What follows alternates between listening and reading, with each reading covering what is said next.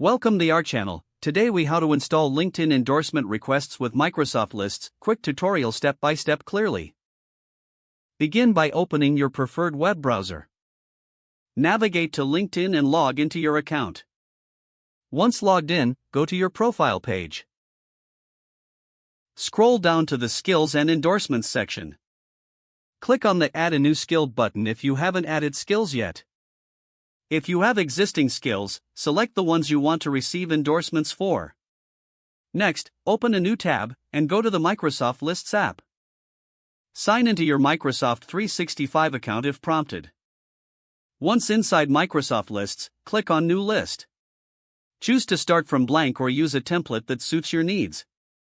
Name your list something relevant, like LinkedIn endorsement requests. Now, create columns for the information you want to track. You might include columns for skill, endorser name, and status. After setting up your columns, click on Create. With your list ready, head back to LinkedIn.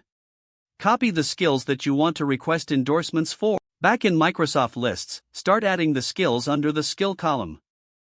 You can also fill in the endorser name column with contacts who you wish to endorse you.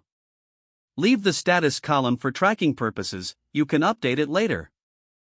Once you have added all relevant skills and names, review the list for accuracy. To request endorsements, return to LinkedIn.